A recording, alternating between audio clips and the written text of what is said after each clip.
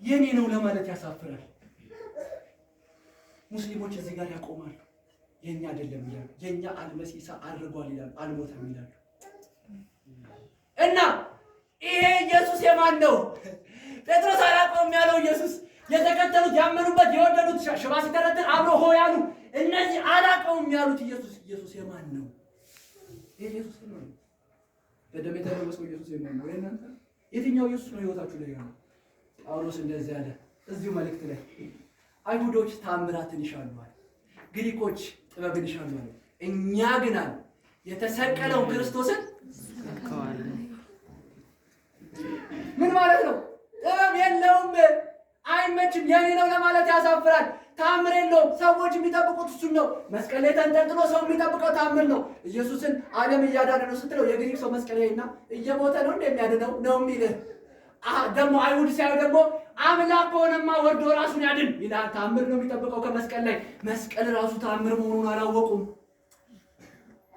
ለኛ ለምንድን የእግዚአብሔር ኃይል ነው አለ ጳውሎስ። እና እግዚአብሔር የተጠበበበት ትልቁ ጥበብ መስቀል ነው። እግዚአብሔር የተአምራቱን ያሳየበት ቦታ መስቀል። እኛ ግን አለ ደማስቆ ላይ ተገለጠልኝ አለ እንዴ ጳውሎስ። አይሻልም? እሱ አያሳፍርም ማለት ደማስቆ ላይ ተገለጠ ያሳፍራል እንዴ? አያሳፍርም እኮ። እኛ ግን አለ የተሰቀለውን ክርስቶስን እንሰብከዋለን።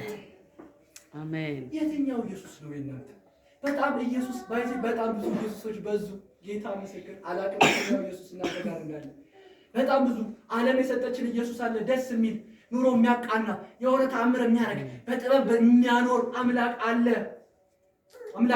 በጣም ጥሩ ዘመን ላይ ያምልኮ መልክ አለን እንጂ እዚህ ጋር ቆንጨራ ተደርጎ ኢየሱስን ታውቃለህ ሲባል ምን እንደምንል በሰላሙ ጊዜ በጥሩ ዘመን የዘመርን ነው። የክፉ ቀን ሲመጣ ግን የምናየው መስቀል አለ ወይ?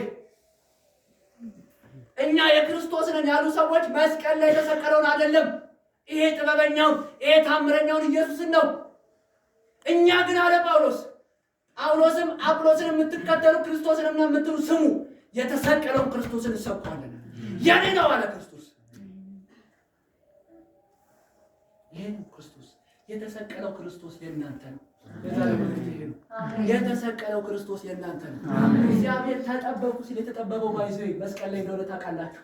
እግዚአብሔር ተጠበቁ ሲል የተጠበበው ተአምር ሰራው ሲል ትልቁ ተአምራቱ መስቀል እንደሆነ ታውቃላችሁ። ከዛ ውጪ ሌላ ተአምራት የለውም። የተአምራት ሁሉ ተአምራት መስቀል ላይ። ጳውሎስ ደማስቆ ላይ ህይወቱ ተቀይሯል። ምድራዊ ህይወቱ መስቀል በደማስቆ ላይ የተቀየረው ግን የምድራዊ ህይወቱ ነው። መስቀል ላይ ዘላለም ህይወት እንደተቀየረለት ያውቃል። ደማስቆን ረስቷል። መስቀል እያየ ነው የሚኖረው። ደማስቆ ላይ የተገለጠልህ ጌታ፣ በታምራት የተገለጠልህ ጌታ ሌላ ተአምር ስትሸሽተው ትሄዳለህ።